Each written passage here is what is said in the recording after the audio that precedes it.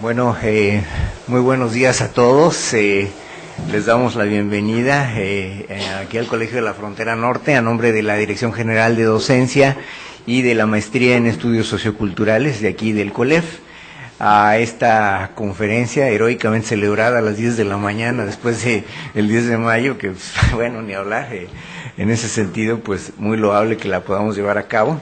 Tenemos el gusto de tener hoy con nosotros al doctor Lauro Zavala, quien va a estar presentándonos una conferencia relacionada con el cine documental en México y que tenemos entendido forma parte de una serie de actividades que va a desarrollar a lo largo de esta semana aquí en Tijuana, que incluye, tengo entendido, la presentación de un libro sobre temas afines y para ello vamos a pedirle aquí a Juan Alberto Apodaca que nos haga el favor de presentarnos a Silvio y además aprovechar la ocasión para agradecerle a Juan Alberto, dado que él ha sido el artífice de que este evento haya tenido feliz concreción aquí en el COLEF, que pues nuevamente nuestra gratitud, nuestro agradecimiento por esta labor y sin más pues le damos la palabra a Juan Alberto.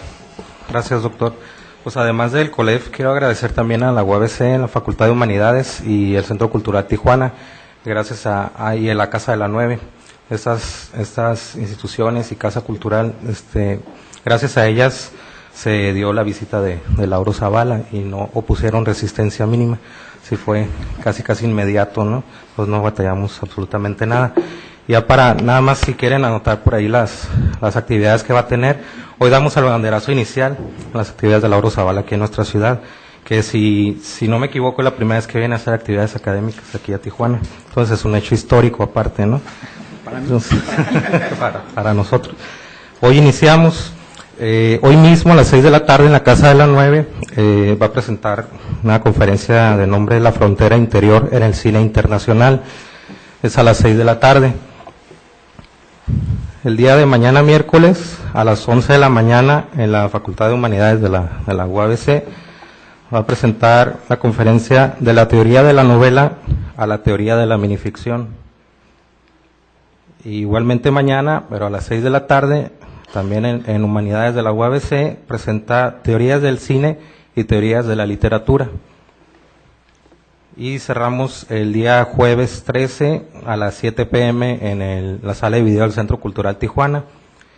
Presenta su libro Ironías de la ficción y la metaficción en cine y literatura. Ahí está el comercial. Hay entrada libre, ¿no? Por supuesto, a todas las actividades. Y pues para leer rápidamente una breve reseña curricular del doctor. Él es doctor en literatura hispánica por el Colegio de México, profesor e investigador titular de tiempo completo en el Departamento de Educación y Comunicación de la UAM, Unidad Xochimilco, en la Ciudad de México, desde 1984, donde coordina el área de concentración en semiótica intertextual. Desde el 94 pertenece al Sistema Nacional de Investigadores, nivel 2. El título de su tesis es La ficción posmoderna como espacio fronterizo, teoría y análisis de la narrativa en literatura y cine.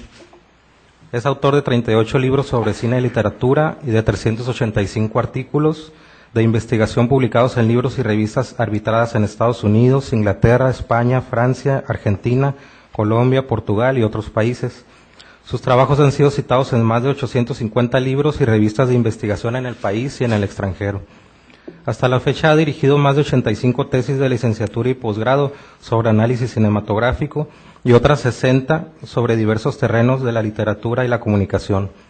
Desde su creación en el año 2000 es director de la revista electrónica de investigación El Cuento en Red, estudios sobre la narrativa breve en literatura y cine, el cual se encuentra la dirección electrónica es cuentoenred.xoc de Xochimilco .uam.mx.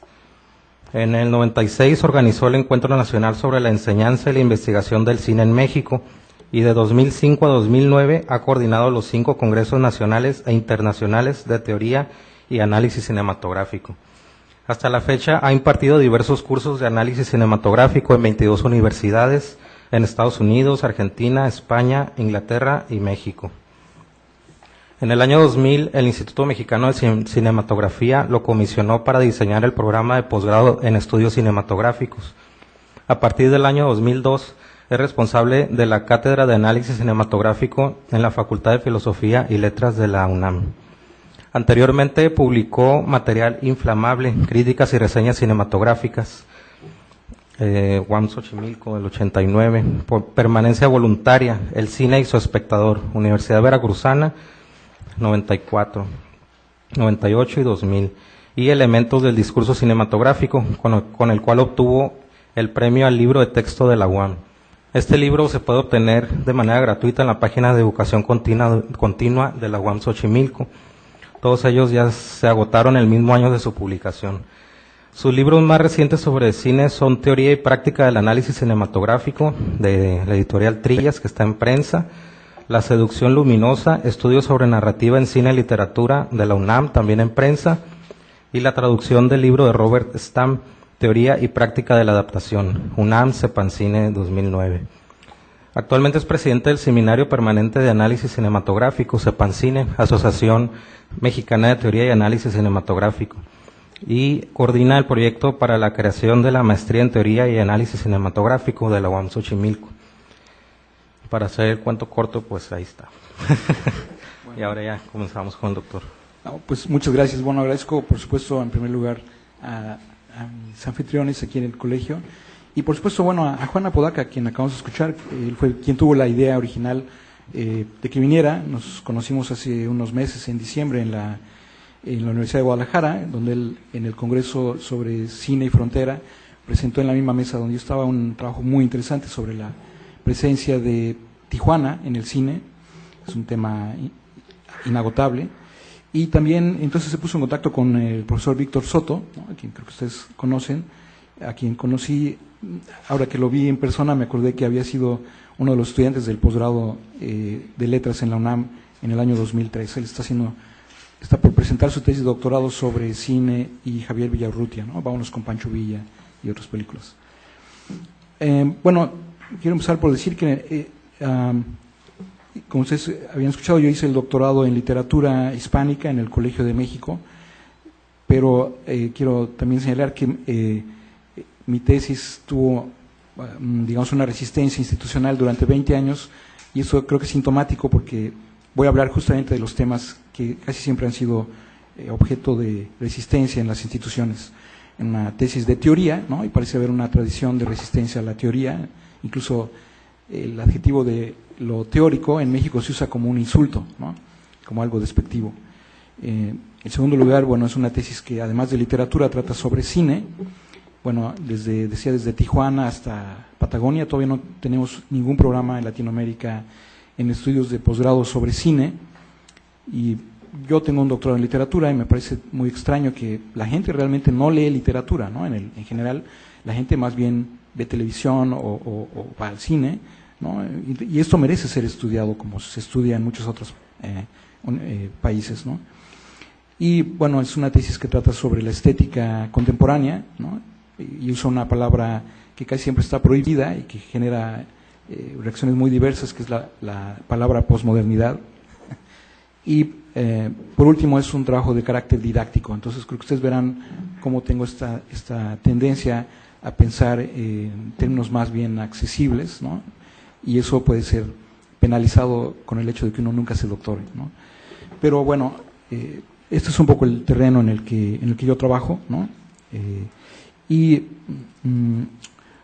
Bueno, quisiera empezar, antes de entrar en materia, me gustaría proyectar un material audiovisual, considerando además que estamos en Tijuana. No es precisamente un material de cine documental, sino es un material de ficción, pero que ilustra muy claramente de lo que voy a hablar, es decir, de las fronteras que se están borrando entre lo que siempre hemos llamado cine documental y cine de ficción. Son los primeros 7 minutos de una de las películas chicanas más importantes, que es Sud Sud, Fiebre Latina. Probablemente algunos de ustedes la conocen, pero espero que algunos no la conozcan para que la vean ahora. Y les comento que me gustaría, al terminar, es muy breve el fragmento, me gustaría cerrar con los últimos 7 minutos de esta película, pero creo que las imágenes pueden mostrar mucho de lo que voy a estar comentando esta mañana. Entonces, Si podemos ver, es un fragmento, es el número 7 de este disco. Gracias.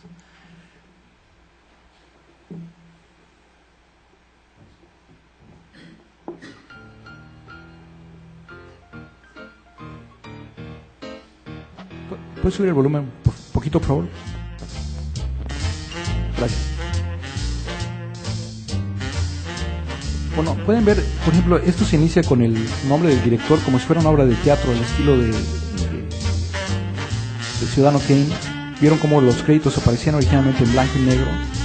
Y hay una serie de fronteras con las que se está jugando aquí: blanco y negro y color, teatro y cine, por supuesto el pasado histórico, porque es una anécdota de los años 50, con el presente de Espectador. Es una película que se hizo en el año 82, basada en una obra de teatro del mismo director de la película. Curiosamente, esta semana esta obra de teatro está repuesta en la Ciudad de México, en el Teatro Principal de la Universidad Nacional. Y bueno, también vamos a ver en unos momentos la frontera entre el inglés y el español, y sobre todo la frontera que más nos interesa esta mañana, que es la frontera entre lo que podemos llamar realidad y a lo que llamamos ficción. Aquí observen esta zona donde está el rostro de la mujer, como pasamos incluso de la fotografía fija a la imagen en movimiento, ¿no? De una imagen de época al presente.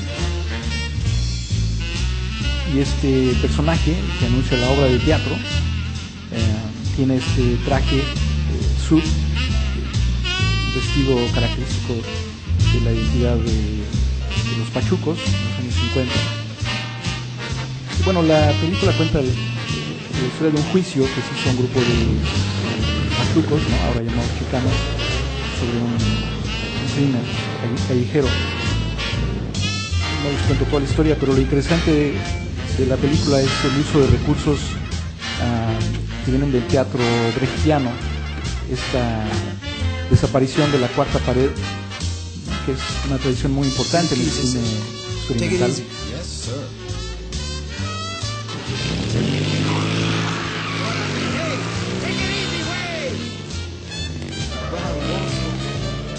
Bueno, aquí nuestra frontera del idioma.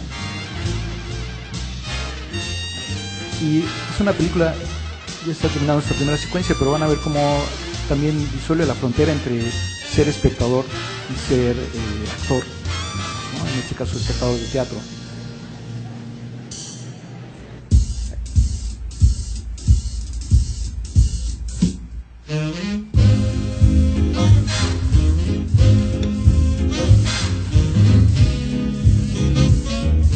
Esto es lo que llamamos la tematización del acto de ver un espectáculo. Se convierte en el tema del mismo espectáculo. Y es cada vez más frecuente en el cine documental.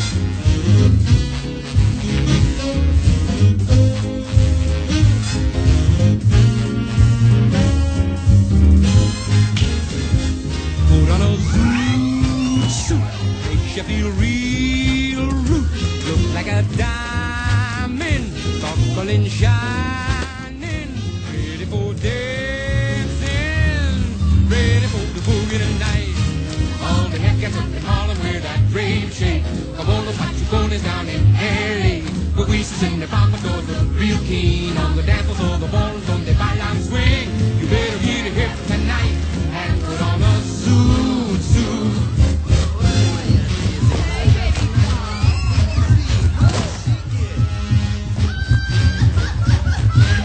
Hey man, you call that dance?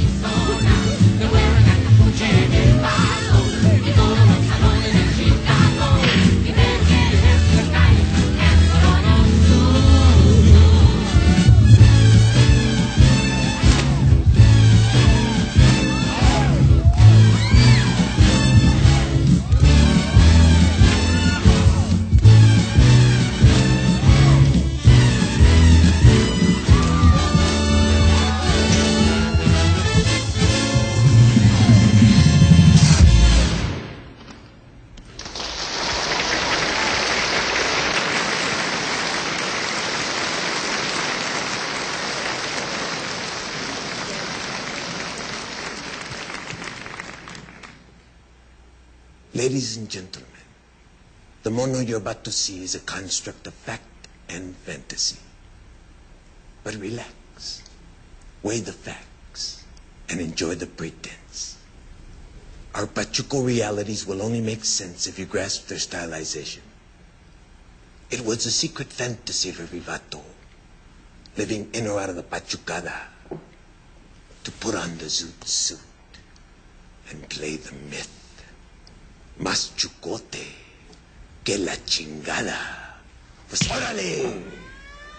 Ese. Bueno, hasta ahí está bien, gracias. Muy bien. Bueno, como ven, aquí hay una serie de fronteras a las que me voy a referir constantemente.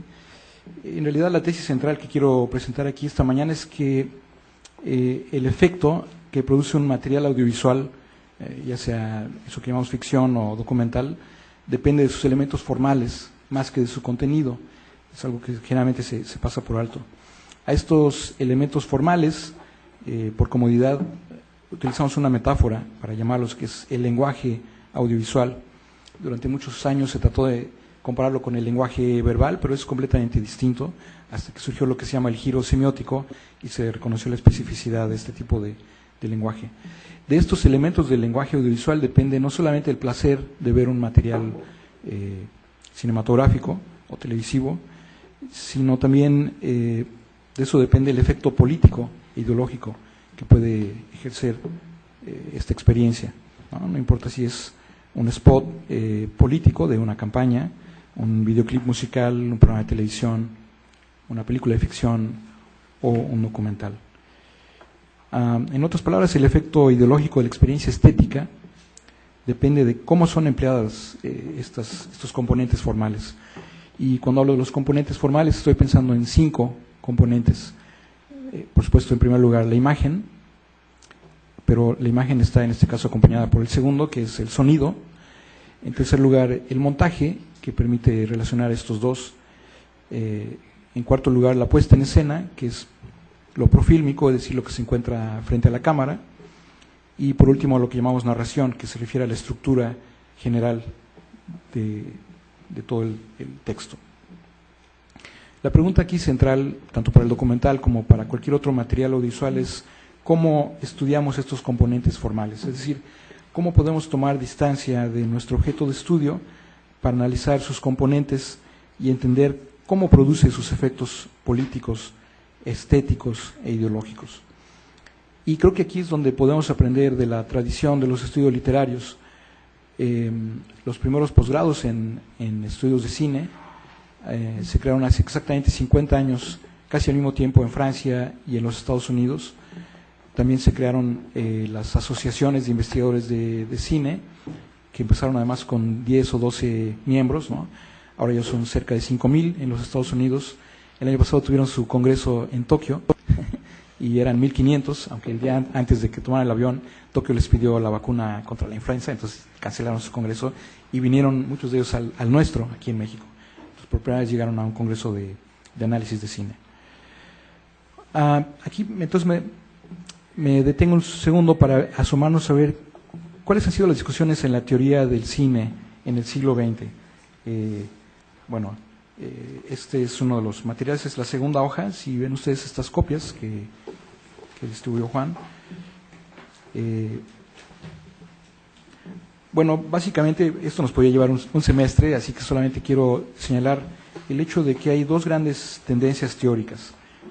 Por una parte, las teorías que podemos considerar como disciplinarias, las que se encuentran en la sección inferior de este esquema, que pueden ser lo que llamo teorías ideológicas o bien las teorías genéticas, dependiendo si están dominadas por una agenda política, por ejemplo el feminismo o el marxismo, estas que están en la sección derecha inferior, o las que se preguntan por el origen de la película, como el psicoanálisis, la teoría de las generaciones, o por ejemplo la teoría del autor, ¿no? Es lo que se hace generalmente incluso en la crítica periodística. Se habla se hace un recuento de la trayectoria de un director para decir, esta nueva película tiene o no tiene los elementos que estaban en las anteriores, etc. Pero también existe, por otra parte, una tradición de lo que llamaríamos teorías no disciplinarias, sino transdisciplinarias. Muy interesante que las disciplinas de este primer grupo, al que me referí primero, son las disciplinas sociales, son las ciencias sociales, ¿no? Hay una preocupación precisamente por el contenido en esta tradición. Pero si pasamos a esta otra tradición, la que se encuentra en la mitad superior, tienen una tendencia, una vocación hacia lo transdisciplinario, y casi todas estas teorías están centradas en preguntas de carácter estético y de carácter semiótico. Y entonces hay dos grandes líneas, lo que podemos llamar las teorías formalistas, que estudian estos 5 componentes que mencioné antes, ya sea por separado cada uno o para entender su correlación en toda la película o en cada momento, ¿no? Y por último, las teorías pragmáticas, que se preguntan por la relación entre los espectadores o cada espectador individual y este momento de la proyección, ¿no?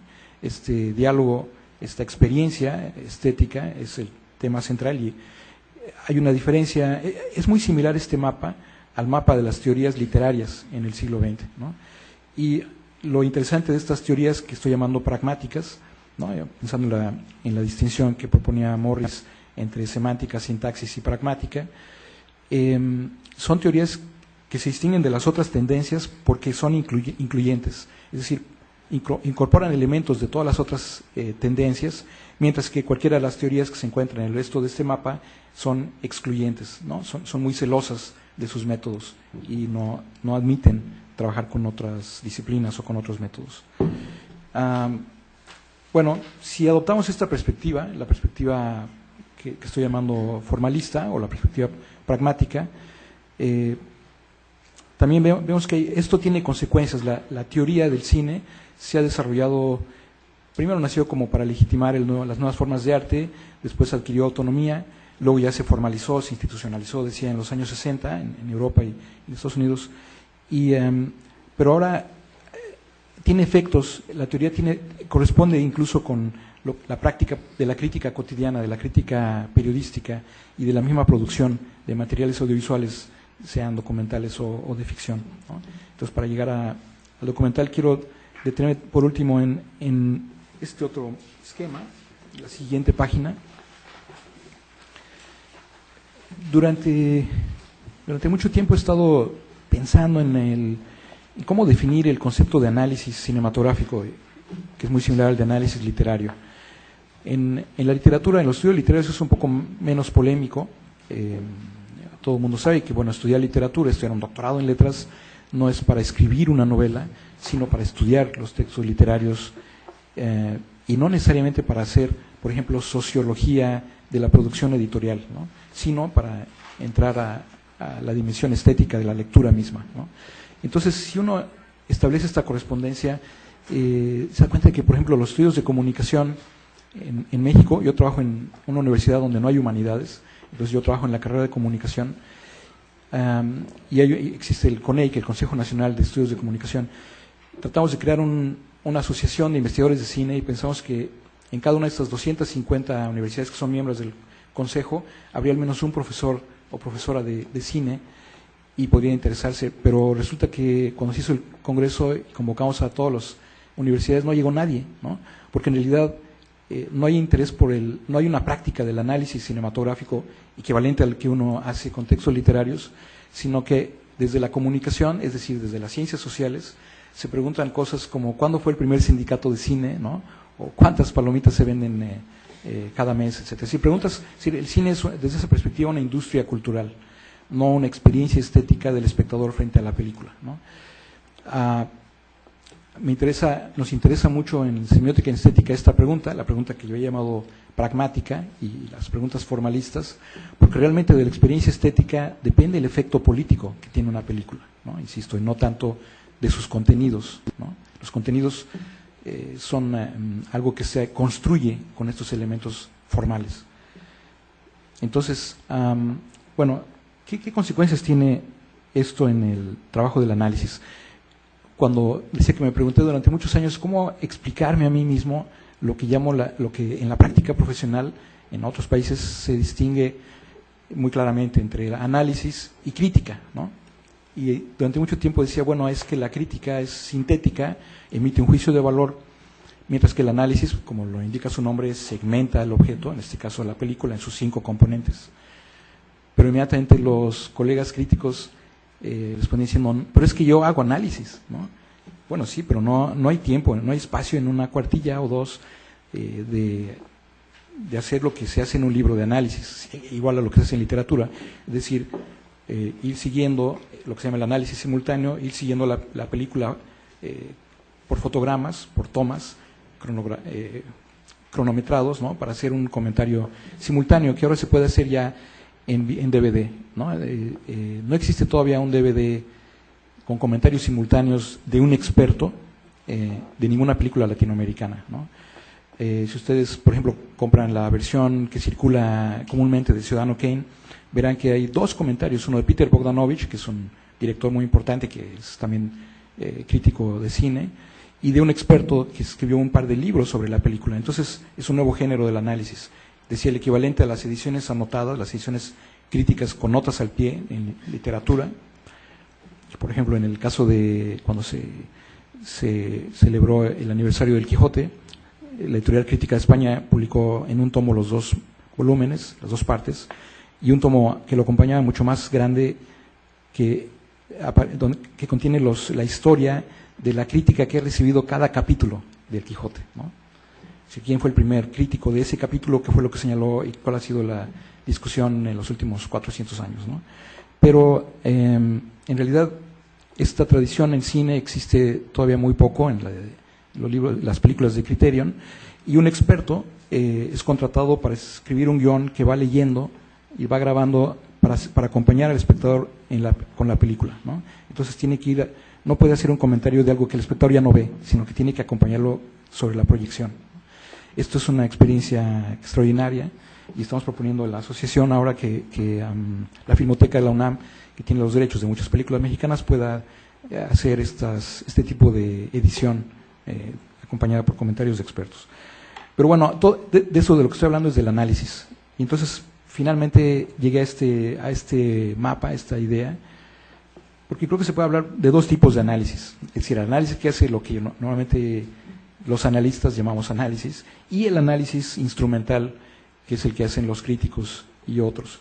La diferencia consiste en que el análisis formal, esto que aparece en la primera parte, consiste en una interpretación de la película, mientras que el análisis instrumental es una manera de usar la película para fines que rebasan la película misma, ¿no?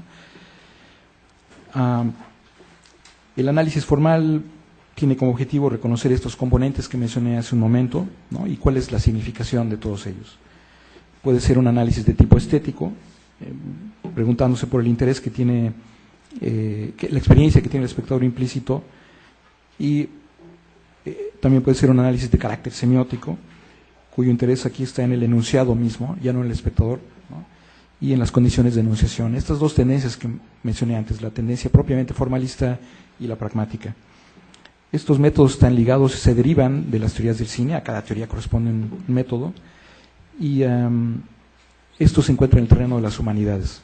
Se estudia al cine como una forma de arte. Este es el terreno desde el que yo trabajo, pero es muy importante, realmente es crucial, y para entender el documental todavía más, distinguirlo de lo que llamo el análisis instrumental, es decir, cuyo objetivo es utilizar a la película como una herramienta para lograr un fin que la trasciende, ¿no? A partir no para encontrar su significación, sino a partir del significado ya establecido, ¿no? Y aquí puede haber un uso personal, que es el que hacemos precisamente cuando vamos al cine, para recreación, ¿no? Hay una intención, hay un uso, ¿no? No es la película un fin en sí mismo, no lo vamos a estudiar, ¿no? No vamos a hacer un trabajo necesariamente, sino al contrario, estamos haciendo un uso personal, pero es un uso, ¿no? que rebasa la película, ¿no? Y también hay un uso, por supuesto, de carácter profesional, que puede ser pedagógico, puede ser disciplinario o incluso puede ser terapéutico, ¿no? Las preguntas que uno se formularía aquí serían preguntas por la efectividad, por la utilidad o por el valor que tiene la película, ¿no? Esto último es lo que se pregunta a un crítico. Y entonces, desde las ciencias sociales, de los estudios culturales, por supuesto, entre otros, desde la crítica periodística, desde el ensayo literario. Los trabajos de Jorge Ayala Blanco, que es el crítico mexicano más conocido, son ensayos, es un género literario lo que pone en práctica, o desde las escuelas de cine, donde se enseñan los oficios para hacer películas, y muy recientemente sobre todo para hacer documentales. El cine es entendido entonces no solamente o no necesariamente como una forma de arte, sino como una forma de comunicación y como una industria cultural. Bueno,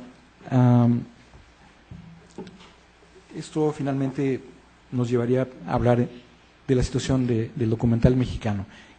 Es un marco muy general, y antes de entrar al documental en particular en México, quiero señalar el primer esquema, el que está al inicio de este paquete, ¿no?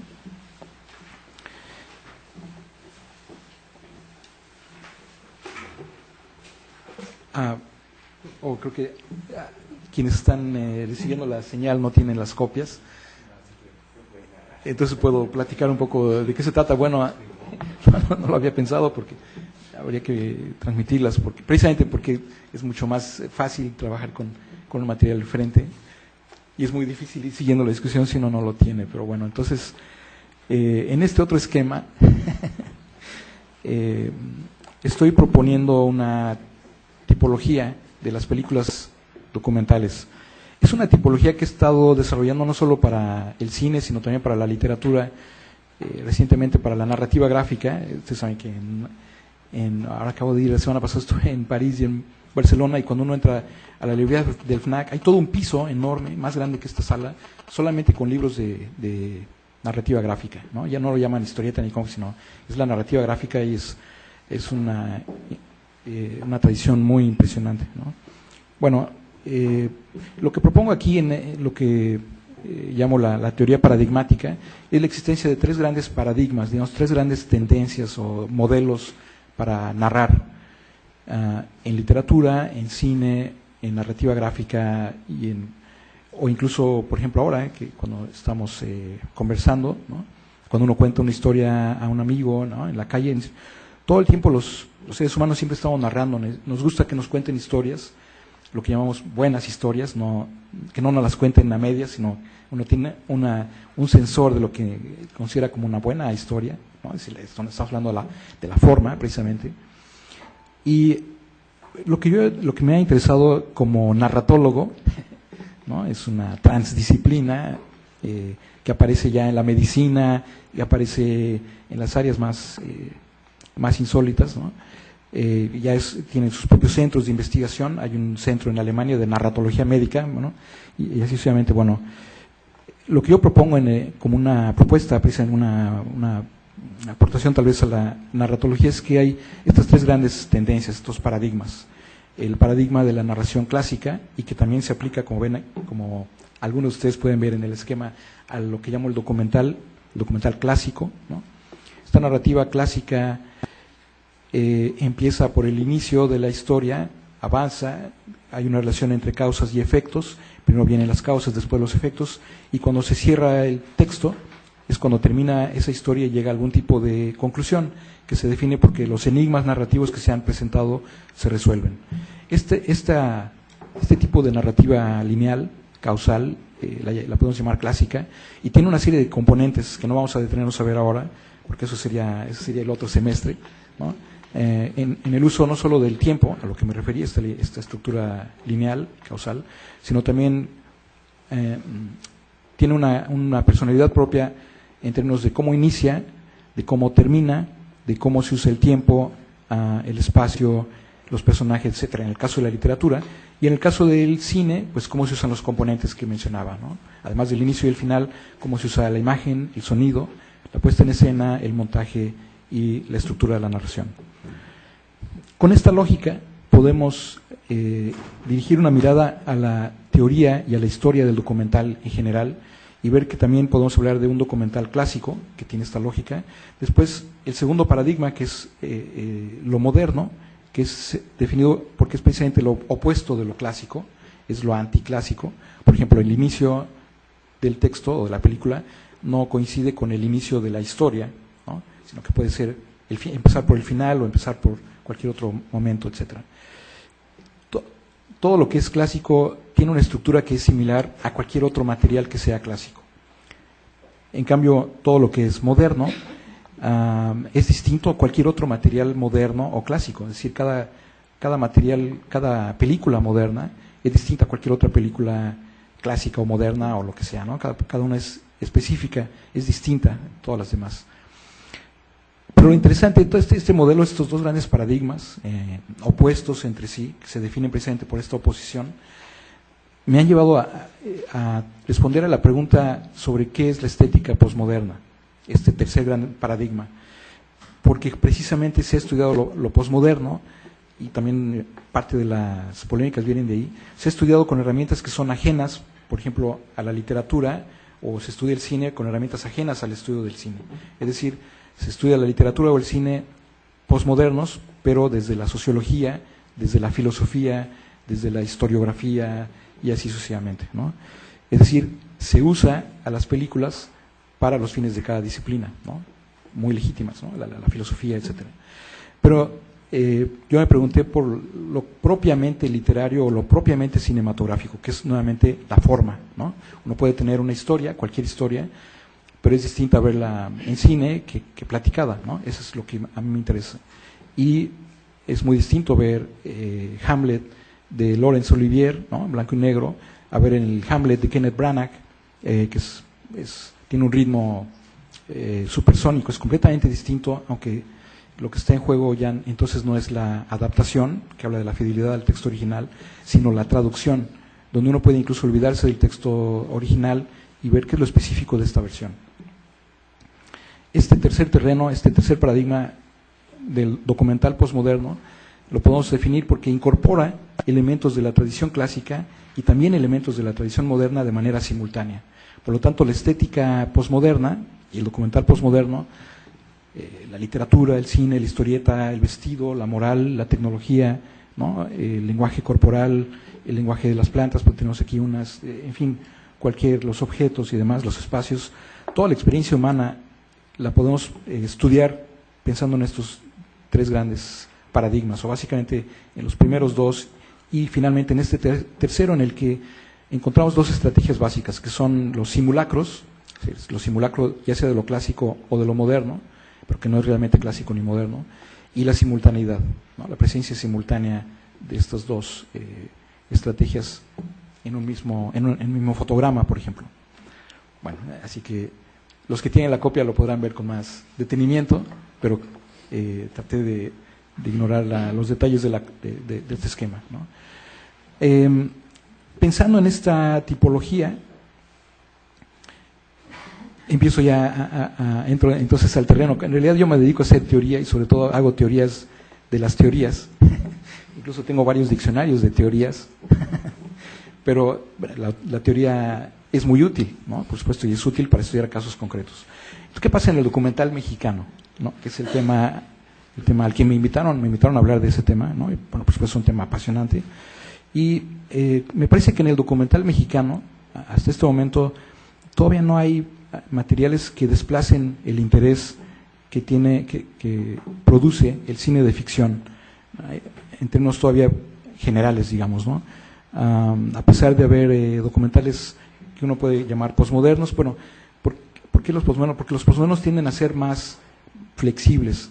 No hay aquí un juicio de valor. Un material posmoderno tiene una gran ventaja y un gran riesgo, ¿no? Pues naturalmente es un material paradójico. ¿Por qué? Porque el cine clásico es muy accesible, ¿no? Se ha probado proyectar documentales o cine de ficción a comunidades donde nunca han visto televisión, nunca han visto una película, no han leído una novela, etcétera. Se les proyecta una película musical, ¿no? De los años 50 y tienen la misma reacción que tiene cualquier espectador, el crítico más sofisticado de cualquier ciudad, ¿no? Es decir, hay una experiencia humana básica, hay una serie de condiciones que de alguna forma nos llevan a reaccionar de cierta forma ante ciertas formas de narrativa, ¿no? Entonces, esta es la gran riqueza del cine clásico y de la narrativa clásica, ¿no? Tiende a ser universal y a tener efectos muy similares en cualquier espectador. Pero esto tiene el riesgo de que tiende a ser entonces repetitivo, predecible, y la forma ha generado reacciones, ¿no? Vamos a alejarnos de la forma clásica, vamos a inventar algo nuevo. Entonces, la riqueza de las formas de cine experimental y de cine de vanguardia, como este ejemplo un poco que vimos aquí, ya no se cuenta la historia de manera lineal, no se empieza por contar lo que estaba a punto de empezar en este momento, ¿no? Que es la historia de este grupo de chicanos, bueno, qué les pasó, cuál fue el juicio que les hicieron, etcétera, ¿no? Sino que tiene otra estrategia de inicio. La riqueza es que es algo que siempre es novedoso, puede ser atractivo, pero el riesgo es que cuando es demasiado experimental, la sala está vacía, ¿no? A veces es excesivamente poco espectacular, ¿no? Pero la riqueza y el riesgo de la estética posmoderna, y por eso quise traer este ejemplo de Sud Sud, consiste en que la riqueza, por una parte, consiste en que cada espectador puede encontrar algo que le interese, que le resulte atractivo, ¿no? Y bueno, el riesgo consiste en que puede ser que uno solo encuentra lo que ya quería encontrar antes de ver la película, ¿no? Y entonces, en lugar de descubrir algo nuevo, en lugar de enriquecer su experiencia y de descubrir una nueva perspectiva, simplemente confirme la que ya tenía. Pero eso es responsabilidad de cada espectador, ¿no? Por ejemplo, esta película de la cual vimos el inicio tiene 17 bailes, ¿no? Es una película, como pudieron ver, es muy espectacular, pero al mismo tiempo es una película que incorpora buena parte de las si no todas las estrategias de las vanguardias desde los años 20, ¿no? Es metaficcional, es autorreferencial, es de carácter brechtiano, se rompe la ficción del espectáculo y se advierte que esto es algo bastante real, puede ser incluso doloroso, pero dice el personaje metaficcional dirigiéndose a nosotros y a los espectadores dentro de la película, disfruten el espectáculo, pero sopesen la realidad, ¿no? Esta lógica, especialmente la lógica posmoderna, es paradójica y la responsabilidad, por supuesto, depende de cada espectador. Ahí está su gran riqueza, pero también ahí está su gran riesgo, ¿no? Es como, la estética posmoderna es como una especie de moneda que está en el aire. Y al final somos nosotros quienes tenemos la última palabra. A diferencia del cine clásico o moderno, donde es la película la que nos da una visión y uno la acepta y se acabó, o la rechaza y se acabó, ¿no? No depende del espectador, sino que la película hace una propuesta que está de alguna forma ya determinada, aunque el final sea abierto, etcétera, etcétera. Entonces, bueno, con este esquema, la otra idea central que quiero presentar esta mañana es que me parece que no hay una tradición todavía muy fuerte del documental al que podríamos llamar posmoderno en México. Entonces, ¿qué es lo que hay? ¿No? Voy a hablar sobre lo que hay.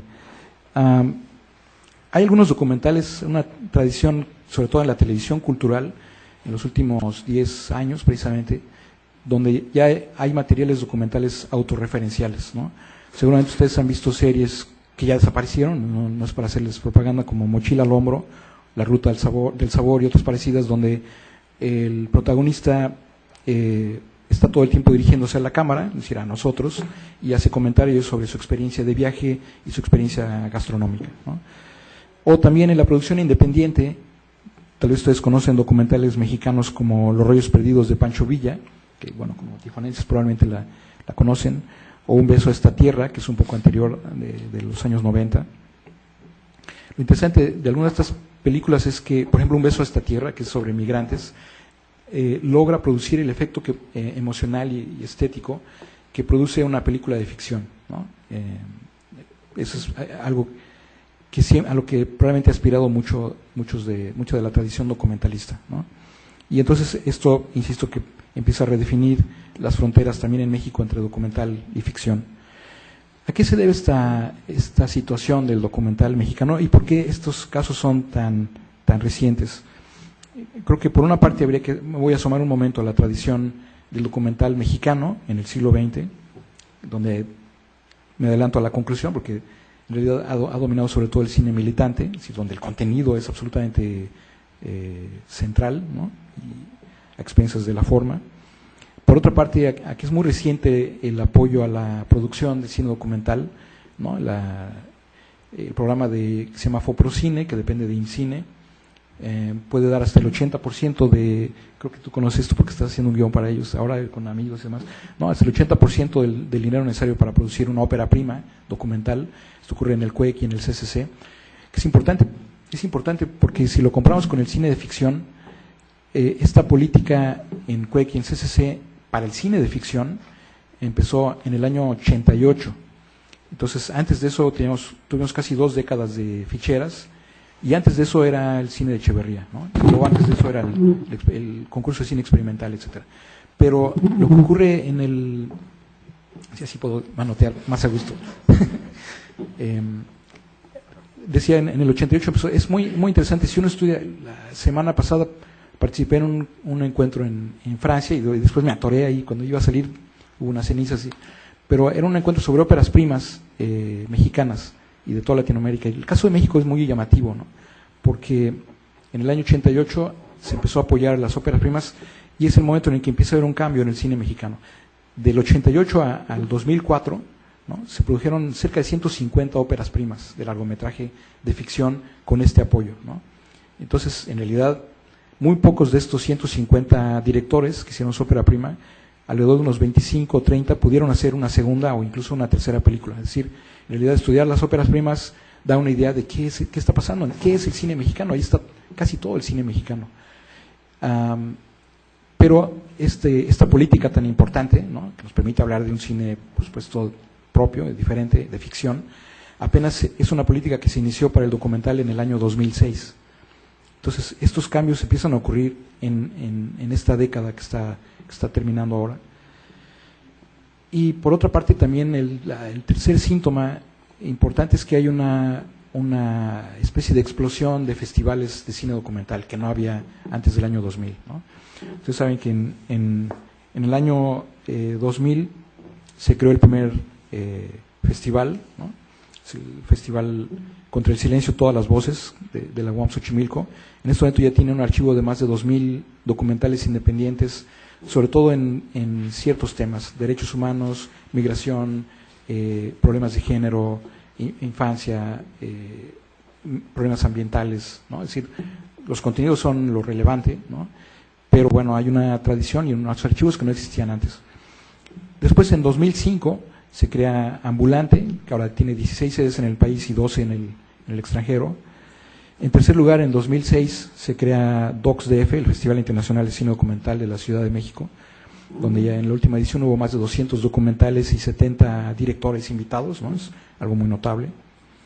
En 2007, ¿no? En cuarto lugar, se crea el Festival de la Memoria en Tepoztlán. Después, bueno, por supuesto, también en 2007 se crea Bordox, ¿no? No tengo que decirles mucho lo que se hace aquí en Tijuana, donde participan investigadores de Estados Unidos, de España, por supuesto de México. En 2009, no sé si ustedes saben que se creó el Festival de Cine y Medio Ambiente, esto se hace en Cuernavaca, y también en 2009 se creó un festival del documental musical en Puebla, ¿no? Bueno, estos 7 documentales, como ven, incluso cada año empieza a haber más, se van produciendo más festivales. Todo esto creo que empieza a generar una cultura del documental en México. Empieza a crear un entusiasmo, empieza incluso a ser importante para los mismos documentalistas, me parece, ¿no? Por ejemplo, algo sintomático, hace unos meses se publicó en la UNAM el trabajo de Carlos Mendoza, uno de los más importantes documentalistas en la historia del cine mexicano. En realidad es un libro grande, en realidad es una poética personal, su visión personal del documental, ¿no? El documental, dice él, debe mostrar la realidad, ¿no? Las cosas dolorosas que sufrimos en el país y demás. Pero lo que me llamó la atención es su filmografía, ¿no? Es una filmografía de 15 o 20 documentales, porque tiene cerca de 40 años haciendo documentales de gran importancia en el país. Entonces, bueno, yo no me dedico realmente, el centro de mi vida no es el documental, pero yo tengo 1700 documentales, ¿no? Yo pensé, hacen falta festivales, ¿no? Hacen falta centros de archivos, ¿no? De cine documental y de muchas otras cosas, pero me parece que la existencia de estos festivales es algo neurálgico que coexiste a partir de ese 2006 de este apoyo a la producción. Y como cuesta producir estos documentales, entonces IMCINE apoya con la exhibición y con la presentación de estos documentales en festivales en el extranjero, lo cual significa abrir realmente un mercado, se está abriendo el mercado y se exhibe en otros países. Bueno, estas son condiciones que no existían anteriormente, ¿no? Y creo que esto es algo que merece ser señalado, ¿no? Decía que también decía en la entrevista, fuera de cuadro, también se están tocando temas en el cine documental que no se tocan en el cine de ficción. Por ejemplo, hay documentales sobre la vida cotidiana en el campo, ¿no? Ustedes recuerdan tal vez los documentales de Juan Carlos Rulfo, que estudió alguna vez conmigo en Xochimilco. O, por ejemplo, aparecen en estos documentales experiencias de mujeres exitosas, es decir, deportistas, científicas, artistas, ¿no? Una experiencia personal, íntima, que por alguna razón todavía no aparece en el cine de ficción, ¿no? Hace dos o tres días terminó el primer congreso, después de 25 años de haber sido creado, el primer congreso de los miembros del Sistema Nacional de Investigadores para discutir el sistema. Y bueno, presenté 10 propuestas para apoyar la profesión académica, pero la número 1 sería crear en el imaginario público la conciencia del investigador universitario, ¿no? En un país de 110 millones de habitantes, yo creo que más de 100 millones no tienen idea de qué es un investigador universitario y para qué sirve, ¿no? Y por qué gana lo que gana, o a qué se dedica, o qué se hace en esos lugares que son las universidades, además de que los estudiantes puedan ir pues no sabe exactamente qué es eso de estudiar un posgrado, ¿no? Entonces creo que es necesario. En otros países hay estas series, probablemente ustedes conocen, por ejemplo, la que se está difundiendo en este momento como Big Bang Theory, ¿no? Una serie de estudiantes y profesores de física cuántica y sus problemas con las chicas y demás. Bueno, algo así no tenemos todavía en Latinoamérica, ¿no? Creo que sería muy importante hacer algo así. Y esto es algo que está apareciendo ya en el cine documental, ¿no? Aparecen también algunas formas de violencia ritualizada. La representación de la violencia en el cine es uno de los temas más interesantes porque apunta hacia la dimensión política de la experiencia estética, ¿no? Una de las características del cine posmoderno, desde el punto de vista estético, es precisamente la representación de la violencia. Entonces, si se asoman a la última hoja de estas copias, lo cual anuncia que ya estoy más cerca del final, ¿no? Bueno, aquí propongo un modelo para estudiar la correlación entre la dimensión ética y la dimensión estética por parte del espectador del cine contemporáneo. Hay un eje, el eje vertical, donde podemos pensar en una ética propositiva y una ética escéptica, que son las dos tendencias de la posmodernidad, ¿no? La posmodernidad de alguna forma es una crítica a la razón instrumental, a la tradición que ha llevado a algunos callejones sin salida, ¿no? Y hay dos tendencias frente a esta crítica. La tendencia escéptica, que consiste en, para usar una metáfora, en tirar al bebé con todo y el agua sucia, ¿no? De la modernidad, y la tendencia propositiva, que consiste en conservar toda la enorme riqueza, obviamente, que hay en la tradición racionalista, y pues echar afuera el agua sucia, por decirlo así, ¿no? Pero también en el terreno de la ética existen estas dos tendencias. En el eje horizontal, en cambio, están estas dos formas de experiencia estética, lo que podemos llamar una estética laberíntica y una estética hiperviolenta. Y aquí he mencionado algunos directores que creo que son conocidos, ¿no? Mexicanos y extranjeros. Y bueno, básicamente lo que propongo es la existencia de estos dos tipos de posmodernidad. Una posmodernidad propositiva, donde hay una mitologización laberíntica de los personajes y de las situaciones, hay una especie de sensualidad de la mirada en lugar de la fragmentación del cuerpo, y hay una especie de hibridación genérica, ¿no?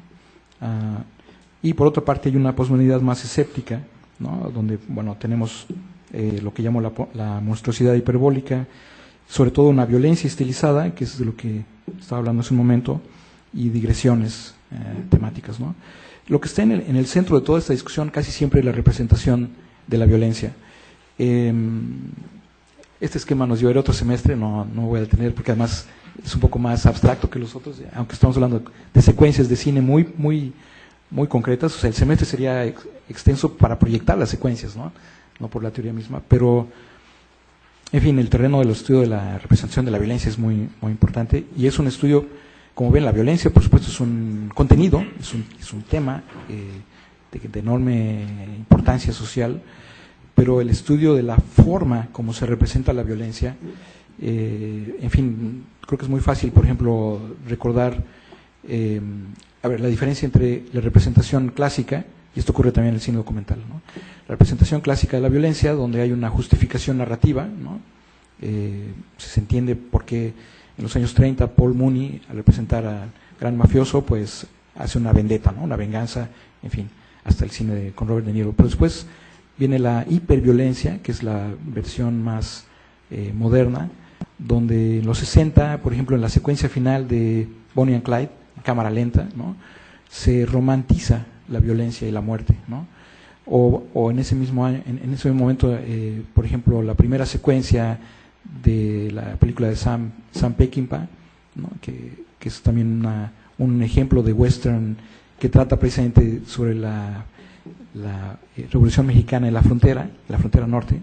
En este tipo de películas, donde por ejemplo tenemos una gran toma de un grupo de hormigas que están devorando un insecto, es una secuencia muy violenta, igual que la violencia que vendrá después, se crea una estetización de la violencia, aunque la intención de estos directores era crear una distancia crítica, y el resultado fue lo contrario. Y tenemos una violencia que es representada en el cine posmoderno, estas fueron las formas de violencia clásica y moderna. Y bueno, el posmoderno, por supuesto, es por ejemplo Tarantino, esos directores que señalo aquí, algún momento del cine de González Iñárritu, etcétera, donde Oliver Stone y demás, donde lo que tenemos son formas de violencia que son representadas de tal manera que el espectador queda indiferente e incluso se divierte, O sea, se puede cortar una cabeza, pero no es como una cabeza que se corta en alguna película de Griffith, en el cine mudo, donde hay otra tradición, sino que más bien resulta casi una broma. En Kill Bill la protagonista baila con 50 enemigos a los cuales destaza, pero al ritmo de la música, es una secuencia casi romántica, Entonces este tipo de paradojas son parte de esta tradición que podemos considerar como una estética hiperviolenta y una ética escéptica, Bueno, ¿qué ocurre entonces en el documental mexicano? Podemos preguntarnos por una serie de fronteras que están en juego en el documental mexicano, La frontera entre documental y ficción, sobre todo, y nos lleva a redefinir el concepto mismo de ficción. La definición constructivista, tomada de la filosofía y de la Escuela de Palo Alto en California, nos sugiere que podemos pensar en una ficción. Fíjense, esta definición es muy útil para estudiar el documental. ¿Cómo llamar al documental una forma de ficción? Bueno, si lo consideramos como una forma de ficción específica, distinta de lo que tradicionalmente llamamos cine de ficción, Esto puede parecer trabalenguas. No, es que ficción es toda verdad que pertenece a un contexto. Es una definición constructivista muy útil. Toda verdad que pertenece a un contexto. Entonces, si cambiamos de contexto, hay otro tipo de verdad que sustituye a la anterior. Estos contextos de verdad los llamamos ficción. No estamos hablando de la verdad de matemática, de las sumas y restas, por ejemplo, sino estamos hablando de verdades de interés en las humanidades y también, por supuesto, en las ciencias sociales, Y estamos hablando, en el caso del lenguaje audiovisual o literario, estamos hablando de verdades ficcionales, Es decir, lo ficcional se opone a lo ficticio, Lo ficticio es falso, es artificial, pero lo ficcional, como una película, tiene una verdad en su contexto, Esto es lo que explica, es lo que siempre lo que me llevó a estudiar estos problemas. Esto es lo que puede explicar en el terreno epistemológico por qué alguien puede conmoverse hasta las lágrimas, por ejemplo, o cualquier otra reacción al ver una película, y tal vez quede indiferente cuando algo similar ocurre en la calle, estamos hablando de contextos de verdad, ¿no? Generan estrategias de verosimilitud. Lo interesante en el caso del cine es que la verosimilitud está siendo desplazada por otros mecanismos de construcción ficcional. ¿Cuáles son estas? Son las estrategias de ficcionalidad. Es decir, si pensamos que la imagen fotográfica traduce un concepto o una misma realidad y revela elementos que tal vez nuestra mirada convencional o naturalizada no percibe, estas funciones de traducción y revelación hablan ya de formas de ficcionalización. En el mapa que presenté al principio, el mapa de las teorías del cine, esto corresponde con las teorías formalistas, ¿no? Es decir, si estudiamos el documental desde la perspectiva formalista, lo que podemos encontrar es que el cine construye verdades, ¿no? Estas son las dos grandes teorías. La teoría realista, que sigue insistiendo hoy en día que todo lo que registra una cámara es verdadero porque es real, algo ocurrió ahí, aunque sea un actor, ¿no?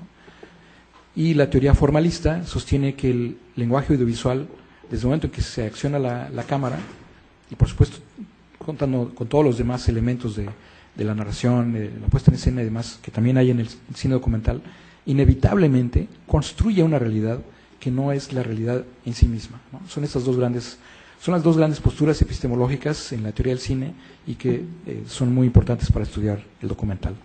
Entonces voy llegando a mis conclusiones, ¿no? ¿Qué ocurre con fronteras antes de hablar solo del cine mexicano?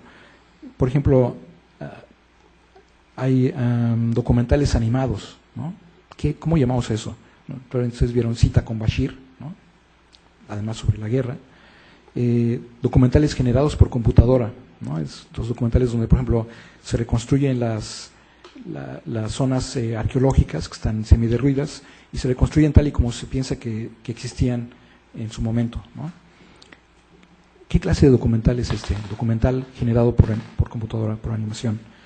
O documentales con guión, ¿no? Los documentales de IMAX, ¿no? Que tienen una estructura idéntica a la de una película de ficción, los diarios en video y una serie de otras formas de hibridación. Tal vez el caso más notable sea el de los falsos documentales, ¿no? No sé si ustedes vieron esta película sobre la muerte de Bush, cuando Bush era presidente todavía, ¿no? Se hizo un documental sobre cómo asesinaron a Bush.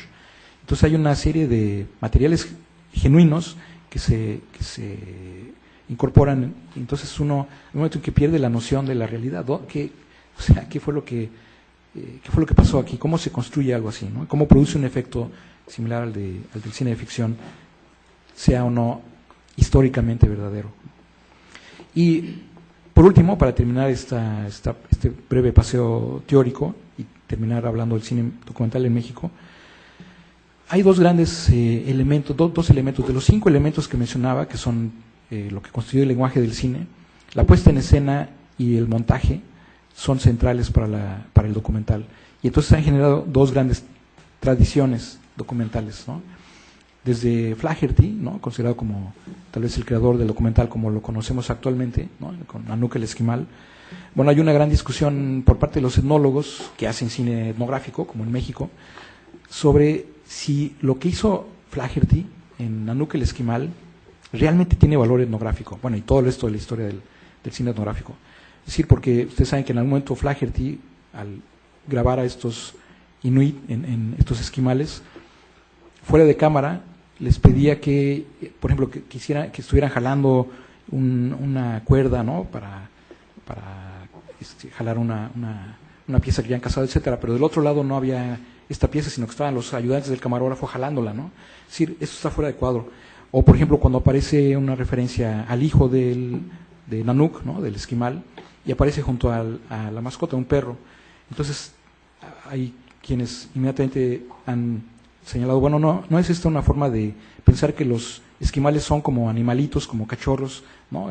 Que hay que proteger como una especie en extinción, y por lo tanto es una visión en el fondo racista de la superioridad del occidental, etcétera, etcétera, ¿no? Entonces, estas preguntas centrales a la etnografía audiovisual, ¿no? Que todavía es una disciplina que están haciendo en México, ponen el peso, como todo el cine de Flaherty, en una línea, crean una línea de documental.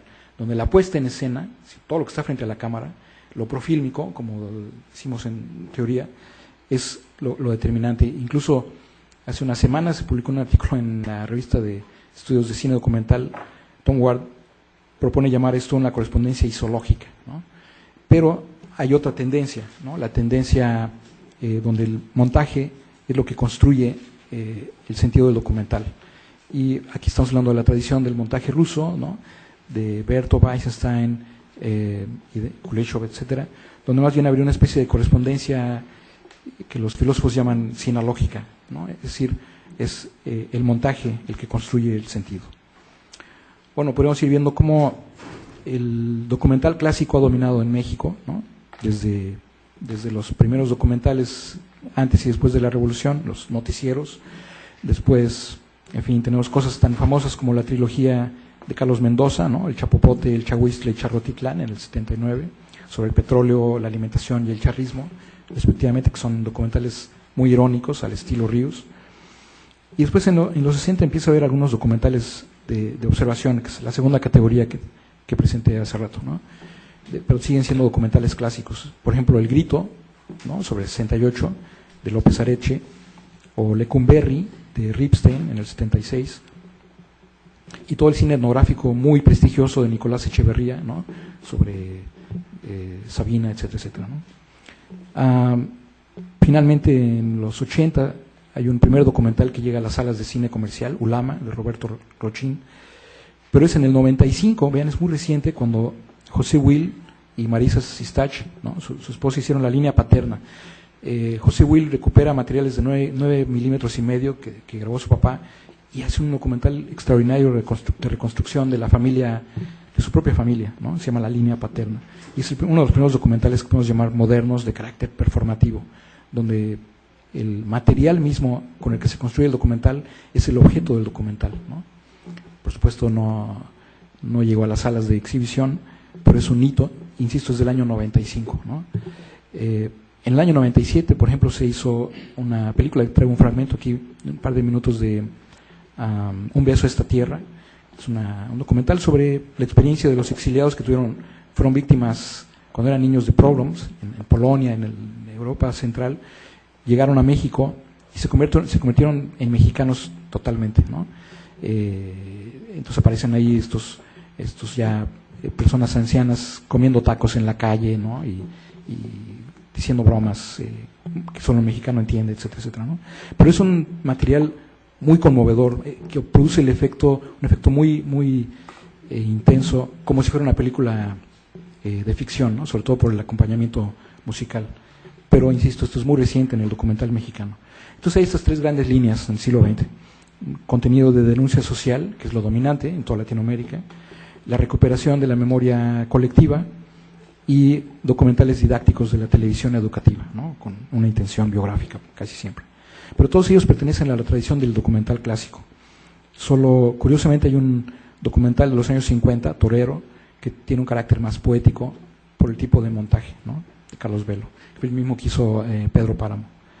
Entonces, bueno, hay nuevos temas ahora, a partir del año 2000, mujeres, el exilio, la poesía con imágenes, la migración y sobre todo la reflexión. Están esas condiciones que había mencionado de producción, de exhibición, de distribución, de festivales, el acceso a los canales de televisión cultural y pues finalmente, más que reconstruir toda la evolución de los últimos 10 años, tal vez se podría pensar en estas tres grandes tendencias, ¿no? Materiales testimoniales, donde lo que está en juego es el arte de poner en escena. Tal vez ustedes han visto La canción del pulque de Berardo González, Promesas de Carlos Volado, muy, muy importante en la historia del documental mundial, ¿no? Sobre la zona de conflicto en Arabia-Israel. Más vale maña que fuerza, de Mari Carmen de Lara, sobre estas mujeres deportistas. O una segunda tendencia de archivos, ¿no? Donde está en juego el arte de montaje de materiales que ya existen. Es decir, por ejemplo, Los rollos perdidos de Pancho Villa, de Gregorio Rocha, material realmente estupendo, donde buscar estos archivos se convierte en una aventura emocionante. Los ladrones viejos, que ha sido muy reconocida, el segundo trabajo de Berardo González. O, por ejemplo, Ni muy muy ni tan tan, simplemente Tintán, que se llevó cerca de 6 años de recopilación de materiales y concluye con una serie de entrevistas a rockeros contemporáneos, ¿no? Los Caifanes y otros grupos que se declaran tintanófilos absolutos y lo consideran como su máximo ídolo y muestran cómo en sus recámaras tienen una foto enorme de Tintán, sus hijos se visten como Tintán, o sea, realmente lo dicen en serio, ¿no? Y luego una tercera tendencia, la de reconstrucciones, ¿no? Donde lo que está en juego es el arte de narrar historias y se integran estas dos tendencias anteriores, ¿no? De puesta en escena y montaje, ¿no?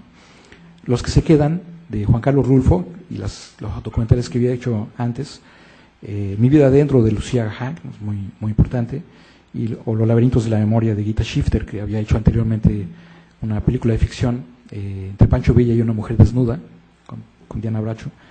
Pues empieza a ver documentales sobre los documentales. Mi universidad, Laura Rossetti, lo llamó, a estas entrevistas documentales lo llama Ficciones de la Realidad, ¿no? Título muy apropiado. Números monográficos de revistas. En el extranjero hay revistas dedicadas a la investigación del cine documental, bueno, no digamos los libros, ¿no? Y quiero entonces concluir leyendo mis últimos párrafos de este texto, que lo tenía preparado, pero preferí no leerlo.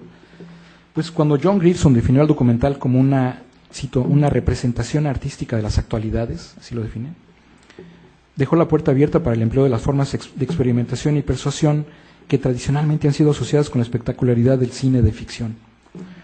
Durante varias décadas el documental mexicano apostó a la capacidad persuasiva de los contenidos, como si las imágenes fueran suficientes para crear un efecto espectacular por sí mismas, tan solo con el acompañamiento de una banda musical que a veces también apuesta por el sentido de sus letras. Sin embargo, el documental mexicano más reciente, en estos últimos 10 años, muestra un interés por explorar algunas de las posibilidades del género. El desarrollo del cine documental mexicano en la primera década del siglo XXI corresponde al desarrollo de numerosas formas de experimentación sobre las fronteras entre el cine documental y el cine de ficción en el contexto internacional. Y concluyo, tal vez las nuevas formas de exhibición y la multiplicación de los festivales contribuyen a crear una cultura del documental más allá de los meros contenidos. El nuevo cine documental mexicano confirma la afirmación del investigador Kevin Hackpian cuando éste afirma, es una cita que encontré en una revista nueva sobre teoría del cine, dice este investigador, dice, el cine siempre es el arte de lo políticamente posible, lo moralmente verdadero y lo culturalmente urgente. Bueno, ahora me gustaría cerrar con esta secuencia final de Sud Sud, ¿no? Para abrir el espacio a conversar un rato, si es que todavía están por ahí. La última, la 20, por favor, la última. Son 5 minutos y terminamos.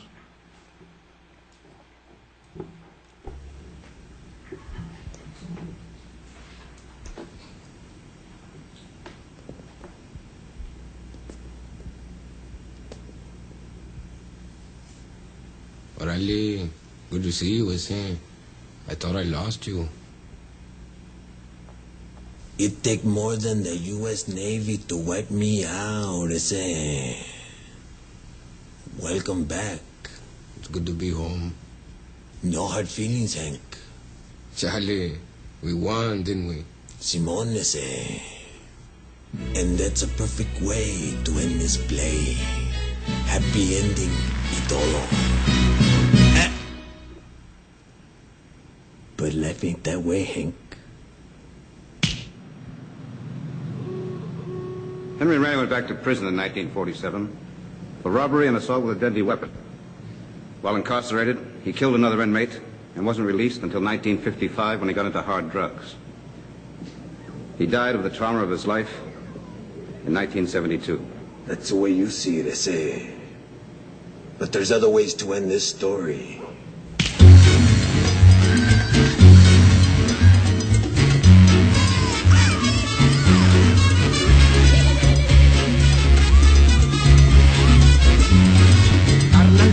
Y abusado, y a los tiempos han cambiado. Usted está muy agüitao y el chabuti atravesado. Antes se bailaba el swing, boogie woogie jitterbug, pero eso ya torció y eso fue lo que sucedió. Los cuales bailan la rumba y la zumban, bailan guaracha sabrosón, el chito y el danzón.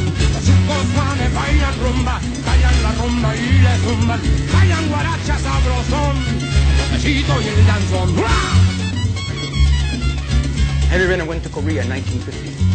He was shipped there on a destroyer and defended the 38th parallel until he was killed at Incheon in 1952, being posthumously awarded the Congressional Medal of Honor. Henry Renner married Della Barrios in 1948.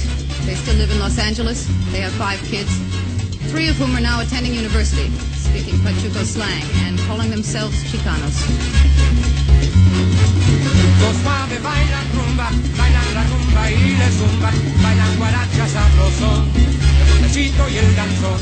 Los chucos suave bailan rumba, bailan la rumba y le zumba, bailan guaracha sabrosón, el botecito y el danzón.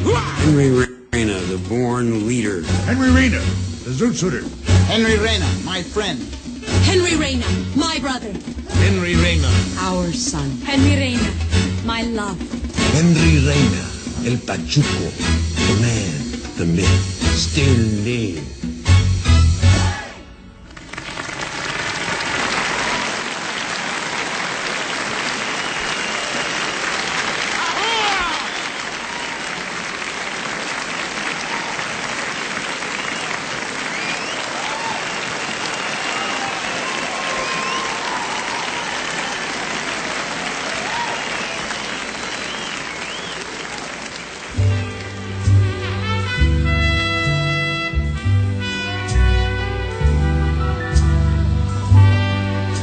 Esto es lo que puede lograr el cine de ficción sin dejar de ser espectacular, pero al presentar estrategias de distancia crítica al mismo tiempo. Yo creo que esto puede ser el documental también. Pues muchas gracias a Lauro Zavala por esta presentación tan sugerente, y entonces ahora abrimos el piso para comentarios, reflexiones, críticas, preguntas y demás. Uno por uno. Adelante. Algo muy breve nada más para apuntar, de acuerdo a esta metáfora que nos da como la moneda en el aire acerca de la ética posmoderna, su visión del trabajo de Carlos Reigada, específicamente en Batalla en el Cielo, por ejemplo, porque a mí me parece que es algo que toca mucho esa dimensión de lo documental, más que la ficción, no es una película propiamente de ficción. Lo documental está ahí como una lectura, me gustaría saber su punto de vista. Sí, exactamente. Decidí no traer algún ejemplo de cine mexicano, ni de ficción ni documental, porque eso siempre es ¿cómo decir? Puede ser molesto no traer otras, ¿no? Pero por supuesto, bueno, no solamente el cine de Reigada, sino también, por ejemplo, el cine de Amate Escalante, ¿no? O el trabajo de Eimke y de muchos otros. Ahora son directores que están de ficción, que están ahora incluidos en un largometraje formado por una serie de cortos acerca del Bicentenario y acerca de la Revolución, que se está estrenando en estos días en el Festival de Cannes.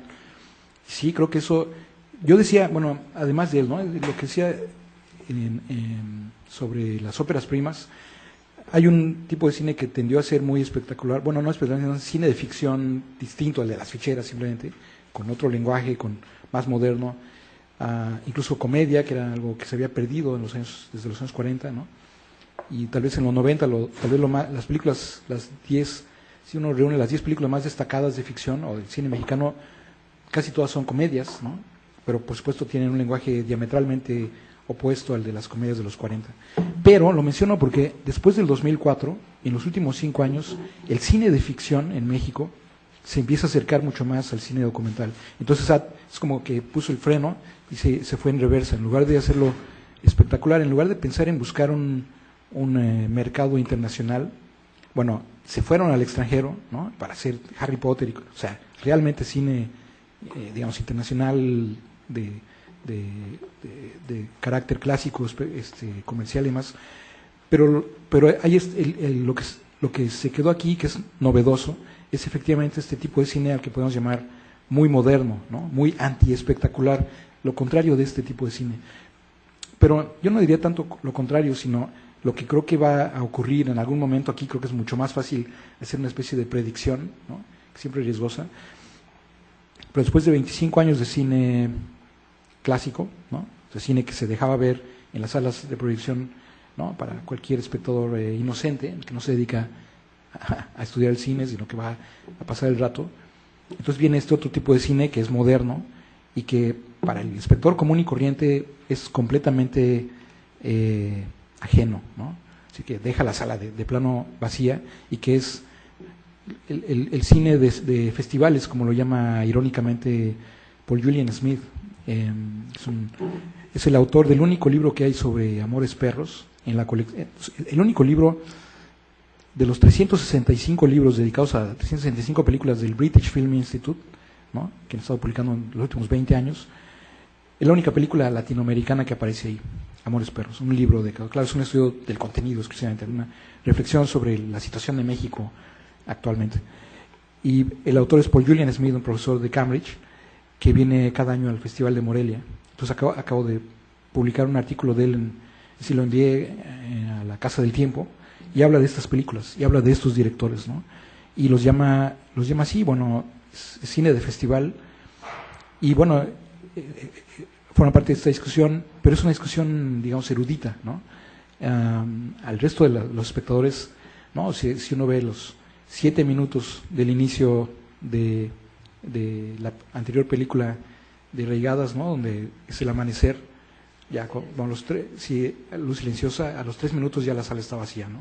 Es decir, la gente no tolera este tipo de vanguardias, digamos, ¿no? Pero lo interesante es que entonces creo que eso va a terminar por empezar a generar un cine mexicano que yo llamo posmoderno, o sea, que sin dejar de tener espectadores, ¿no?, sin dejar de ser espectacular, ¿no?, en relación entre espectador y espectacularidad, puede ser un cine con propuestas originales, con distancia crítica, con temas, por supuesto, absolutamente relevantes y de interés para todos, ¿no? Pero creo que eso todavía no llega al cine de ficción, ¿no? Apenas estamos llegando a esta forma de modernidad. Es lo que ha llamado la atención, porque es realmente una muy fuerte ruptura de estos 25 años anteriores. Y después de eso, entonces creo que va a llegar el documental mexicano que tenga también estas características, ¿no? Curiosamente, creo que hay algunos casos ya de películas documentales que se están adelantando al cine de ficción, ¿no? Algunos de los que mencionaba, por ejemplo, esto de Los Rollos Perdidos de Pancho Villa, ¿no? Es una película que creo que sí se deja ver en una sala común, y es la aventura de este director que busca los archivos ustedes saben la historia de Pancho Villa y el cine. Bueno, entonces fue a ver dónde están los rollos originales y fue a 16 archivos a Holanda y todo. Entonces eso ya en sí mismo es espectacular. Pero en fin, creo que se trata de no tanto de buscar o encontrar temas, sino como de construir los temas, ¿no?, localizarlos y entender que allá hay un tema. Y creo que eso es el paso que sigue, ¿no? Pero me parece que el documental se está adelantando a la ficción. Estas formas de documental experimental equivalente al cine de Amat Escalante ya se dio en el cine documental mexicano. O sea, como que por alguna razón, al estar marginado mucho tiempo, en esos 10 años ha tenido un estirón, ¿no?, como le pasa a uno cuando es adolescente, y ya están llegando a la edad adulta antes que el cine de ficción. Eso es una de las cosas sorprendentes porque están todos estos festivales y no hay una equivalencia. Están los festivales que todos conocemos de cine de ficción que tienen otra naturaleza, ¿no? Si los festivales de cine documental siempre tienen un carácter naturalmente muy crítico.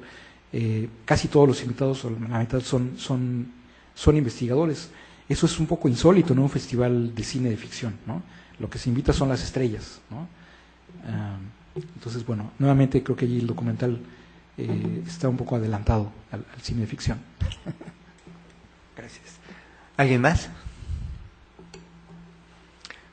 Pues, abusando aquí del micrófono, yo te quería preguntar algo sobre qué pasó con el cine militante, a ver si pudieras elaborar un poco más, porque bueno, pues obviamente por mi edad yo me quedé muy instalado en lo que es el cine militante y el papel que tuvo en su momento, donde pese a todo y contra todo, bueno, hacer cine documental en su momento fue realmente titánico. Pero efectivamente, cuando hablabas de esto de las narrativas o de los estilos para narrar las cosas, ¿esto en las últimas fechas ha tenido algún tipo de continuidad o simplemente el cine militante es ya un objeto de museo? O incluso si con las nuevas clases políticas, si se puede hablar de nuevas clases políticas en México, esto ha tenido alguna transformación, número uno. Y número dos, sobre esto que de alguna manera estás abordando sobre la distribución del cine documental, ¿no? Bueno, efectivamente, probablemente cosas como el acceso a la gran pantalla pues no siempre es posible o tiene tal vez todavía muy poco impacto ahí, pero yo me acuerdo que mucho de lo que yo he visto en cine documental mexicano, pues yo lo he visto en Blockbuster, ¿no? O sea, realmente está ahí, y creo que esto ha ayudado, me parece, a no ser que tú quisieras elaborar más al respecto, junto con los otros factores, a consolidar esto que tú llamas la cultura del documental en México, ¿no? Entonces no sé si pudieras también elaborar algo sobre los mecanismos de distribución y demás. Sí, cuando uno habla de la cultura posmoderna, en realidad significa que hay una coexistencia. El cine documental está más vivo que nunca, de tipo militante, ¿no? No solo, por ejemplo, un indicador, el año pasado, hace unos cuantos meses, hubo una sesión de LASA, ¿no? Seguramente ustedes conocen esta Asociación de Estudios Latinoamericanos en Estados Unidos, que es enorme, y el track de cine, como lo llaman, es tan importante que dedicaron el número de la revista, son como 40,000 investigadores, ¿no?, en Estados Unidos, el número de ese mes, del mero congreso, lo dedicaron a ofrecer un panorama de 5 investigadores de Estados Unidos y Canadá acerca del cine latinoamericano. Y hablaban casi todos ellos del cine documental y sobre todo, lo que pasa es que eso es muy curioso, ellos hablan, o sea, cuando hablan todos ellos del cine latinoamericano, hablan del cine militante. Y entonces, bueno, uno lee sus artículos, es decir, no aparece ninguno de sus directores de ficción, ni nuevos ni los otros, ¿no? No aparece, bueno, el cine mexicano de ficción que aparece, que la gente ve, o sea, las comedias, qué sé yo. Tampoco aparece el documental, esos de los que están efectivamente aquí en los que sí se pueden comprar. Por ejemplo, hay una trilogía de documentales sobre Pancho Villa que produjo History Channel con guión de Paco Ignacio Taibo II, ¿no? Eso está en Blockbuster, ¿no? Y ahora es como, en fin, ya se va acercando septiembre, y creo que es sobre la revolución, parece ser que es el documental que uno puede encontrar ahorita, ¿no? Pero no menciona nada de eso, ¿no? Es decir, son cosas muy, muy importantes, sino que hablan de documentales militantes producidos en la Sierra de Puebla y cosas así. Yo decía, pero ni siquiera yo, o sea, y como pregunté a algunos colegas, ¿no?, que se dedican incluso al mismo documental, me decían, pues es que ni yo conozco eso, ¿no? ¿Dónde encontraron cosas tan extrañas pensando que eso es el cine latinoamericano? O sea, es una visión muy curiosa, extranjera, ¿no? Como si ahora el Mexican Curious fuera el Mexican militante, ¿no? Y no algo folclórico, ¿no? Pero es tan ajeno, bueno, tan ajeno como la idea de lo folclórico, es todavía. Pero quiero decir con todo esto que por supuesto que sí existe. La diferencia es que no es lo único y que ni siquiera es ya lo más importante, ¿no? Y decía que incluso, bueno, mientras algunos documentalistas efectivamente de manera creo que muy brillante, muy intuitiva, creo, están haciendo propuestas que decía que al mismo tiempo que son espectaculares, pues hacen honor a esta tradición. Al mismo tiempo hay estos otros documentalistas, ¿no?, que siguen teniendo una visión que correspondía, digamos, históricamente el tipo de documental que era muy fuerte en México en los años 70, ¿no? Y se siguen, y son los profesores de cine documental en el CUEC y en el CCC. Entonces son los que están formando, al menos institucionalmente, ¿no?, son los maestros de estos nuevos documentalistas. Por eso creo que estas otras influencias, ¿no?, los festivales, el hablar con otros documentalistas con otras tradiciones y demás, creo que esto no solamente enriquece a los documentalistas para salir del cine, solamente del cine militante, o sea, no es que no sea importante, sino que ya no sería lo único, ¿no?, que dominó muchas décadas, sino que también están creando una cultura de los espectadores, ¿no? O sea, los espectadores vemos otros materiales, es decir, el boom, todos sabemos que el boom del documental empezó tiene una referencia ahí con Michael Moore. Entonces, bueno, Michael Moore es muy espectacular, incluye fragmentos de Los Simpson, incluye, todo el tiempo está bromeando, aparece a cámara, en fin, es completamente posmoderno en ese sentido, ¿no? Pero es la figura más conocida, pero no es la única, ¿no? Hay docenas de documentalistas en Estados Unidos y en muchas partes, en los lugares más insospechados, que están haciendo cosas pues que atraen al espectador inocente, digamos, común y normal de todos los días, pero que son también, es decir, que pueden ser estudiados mucho más allá del contenido y por ejemplo, de la militancia, que es muy legítima, obviamente, ¿no? Que están logrando algo que antes se consideraba como antagónico, ¿no? Tener espectadores y decir cosas realmente relevantes, ¿no? Digamos. ¿Algún otro comentario? Miguel.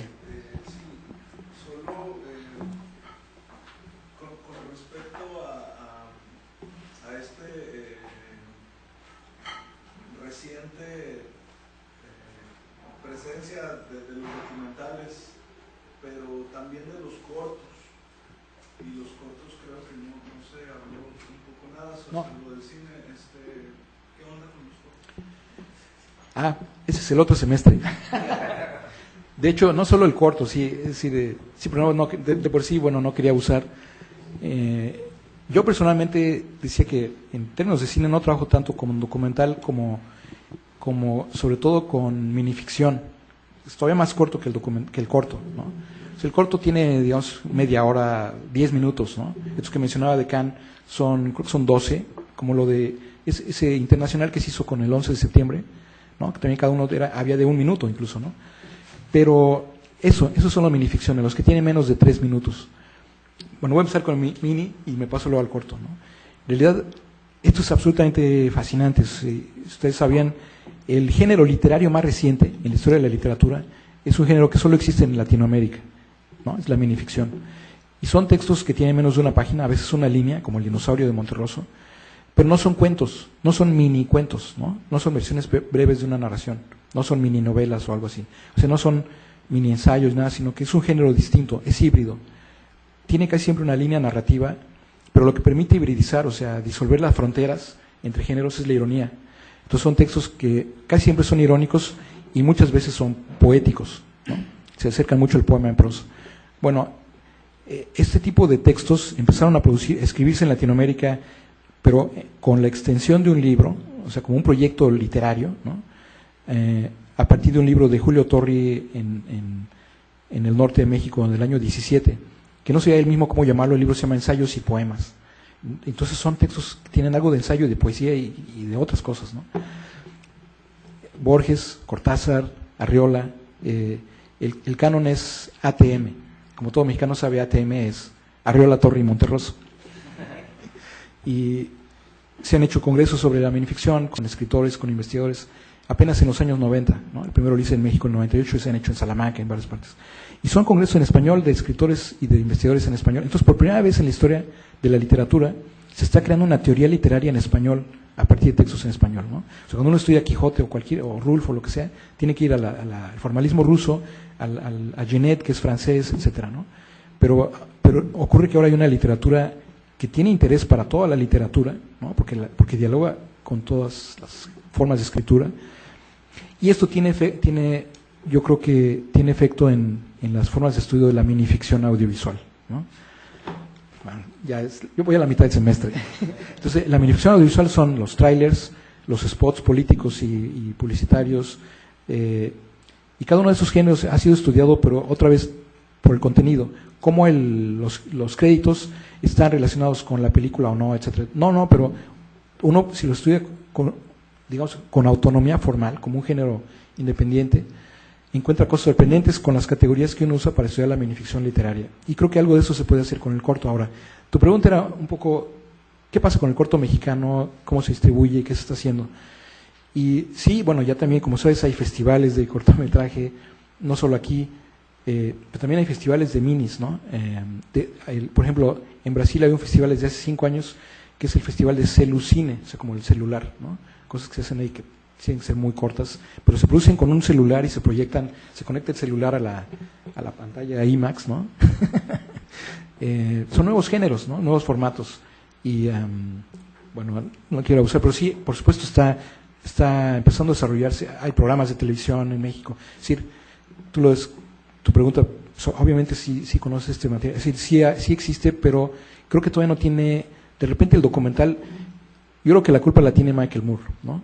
El corto todavía no llega incluso sería más fácil, ¿no? Es muy distinto que uno compre un boleto para ver un documental de 2 horas a comprar un boleto para ver una película de ficción con un corto, ¿no? Que a lo mejor es como un regalo extra, ¿no? Y todavía no llegamos ahí, ¿no? Se hizo un tiempo y se dejó de hacer, pero creo que es lo que espera a la vuelta de la esquina. Bueno, pues les agradecemos a todos por su asistencia, no sin antes reiterarles el comercial, Juan Alberto, de las actividades de Lauro aquí en Tijuana. Hoy a las 6 en la Casa de la 9, la Frontera Interior en el Cine Internacional. Mañana a las 11 en la Facultad de Humanidades de la UABC, de la teoría de la novela y la teoría de la minificción. A las 6 p.m. ahí mismo, teorías del cine, teorías de la literatura. Y el jueves a las 7 en el Secut, presentación del libro Ironías de la ficción y la metaficción en cine y literatura. Para que nos acompañen. Gracias.